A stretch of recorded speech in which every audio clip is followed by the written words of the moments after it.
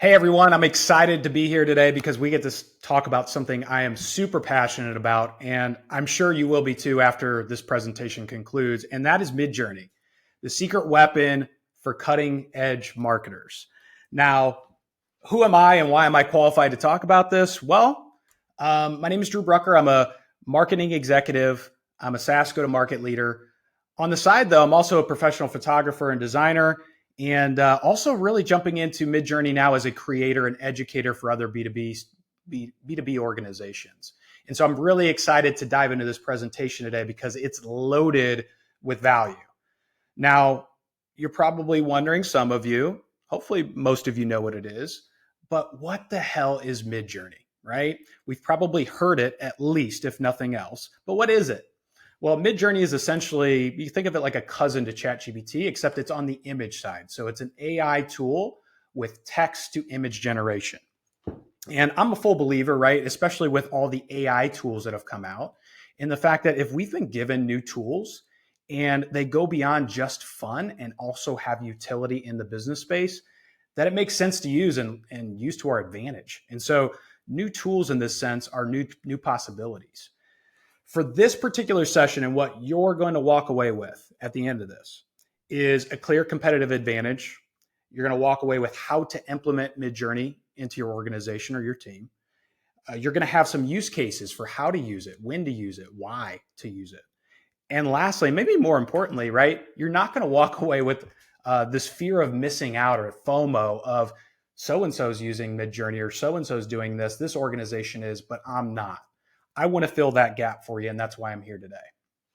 So with all that said, right, depending on your role, why should you care about this? Why should you care about Midjourney? Several reasons. First and most importantly, I think it's money, time, and compromises. We know that having a photographer or a graphic designer involved, especially on a small team, is challenging to work in, not only because of the cost, the budget that exists and the constraints there, but also the time. The ability to work through obstacles and get things back in a very timely and quick manner and efficient manner. And also the compromise side of you don't necessarily have that final touch and final say on what something is. You're relying on an outside source to do that for you. The other pieces of the puzzle of why you should care are a clear competitive advantage, which we just mentioned, enhanced creativity and functionality within your team, the ability to have a higher likelihood for virality, and to scale this across your organization and become more efficient. Not only that, right, you can augment some of the human creation that's out there along with future proofing your business. You're not going to get left behind by utilizing AI tools and integrating them into your workflows and processes. So Midjourney is a very complicated tool, and to some, especially at first, because the obstacle to start using it and experimenting with it is really where a lot of people struggle. Now, if you have the experimentation sort of gene inside you and you're curious, you can start to create images that are amazing and immediately have use cases in the real world. The one thing that people ask me a lot is, do you need to be a photographer or designer to learn or even excel at Midjourney? The answer is no, right? I think there are some advantages to that, but it certainly isn't a prerequisite to using it. Now, as of August 2023, these are two important figures that stand out to me. That we have over 15 million users currently using Midjourney and 41 million monthly visits. So you can obviously tell how much this has really taken off. And if you were to even rewind 6 months from now, I think that number of users was really about a fifth of that. I think we were sitting around 3 million users. Now, these three sort of boxes here are really just kind of checking into who is using this, right? Like, are they employing it into professional use? Yes or no? And as of right now, 4 out of 5 aren't, right? So this is a competitive advantage to use this. And are they using it for fun or utility? Midjourney's come a long way, which I'm going to dive into shortly.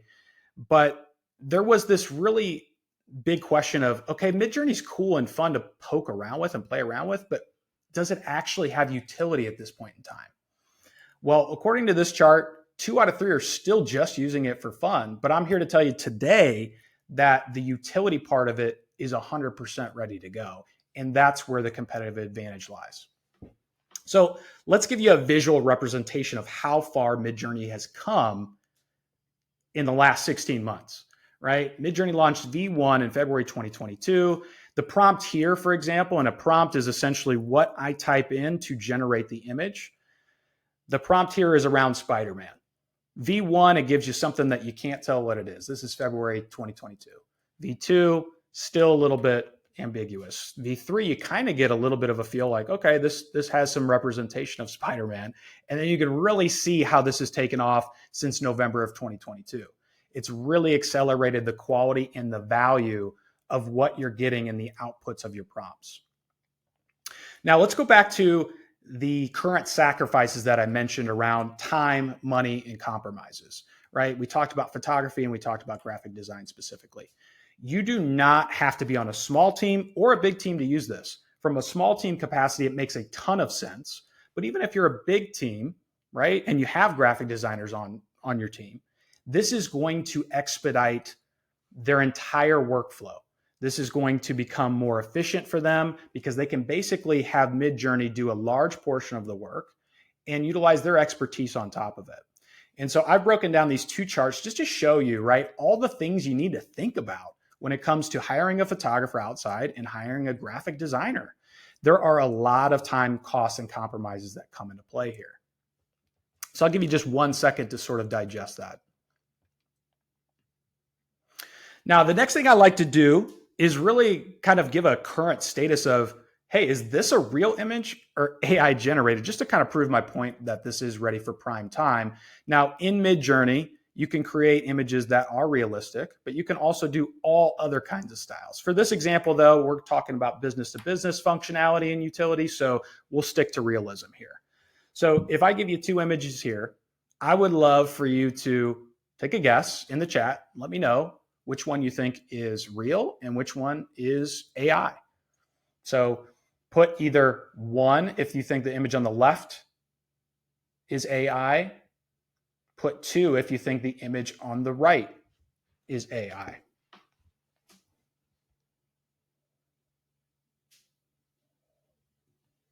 Okay, and let's do one more just for comparison. So same thing.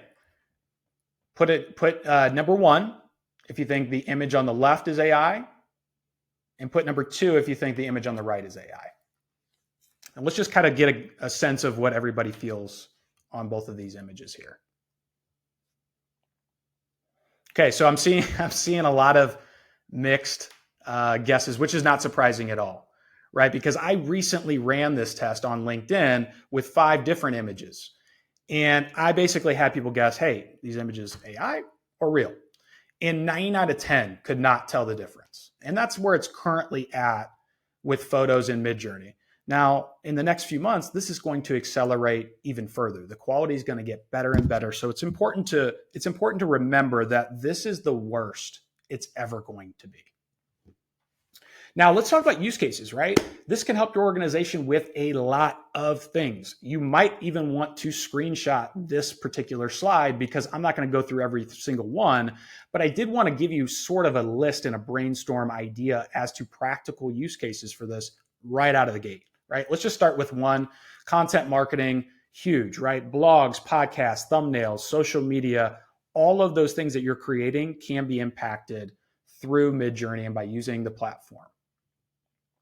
And in fact, right, like I've even rolled this out at Lasso and my team over there, right? So we found it very difficult to hire a photographer, a designer for a lot of the things that we wanted to create. And in fact, a lot of these things, because of the lighting, were almost inaccessible for us to get to. Some of these shows don't allow photographers in, right? And so stock imagery sites were poor at finding any sort of relation to the brand. Forget trying to find colors or things that match. So that was very frustrating. And I sort of recognized that need and started diving into this and using these exact images in all of our content, in our website, in our content, our blogs, our articles, podcasts, etc. Here are some other use cases that you can just kind of see, right? Like we've got AV crew, staffing, event production. Again, all those images are very hard to find, whether you're creating them with a photographer or whether you're going into something like Shutterstock. You can create very specific event campaigns around this, right? So we did something here with this image. If you don't have a good chance to bring employees together, maybe you can use something that isn't quite stock or as corny as stock, but get them in maybe brand colors and representation. So this is a really good sort of visual representation of the different things that come to mind.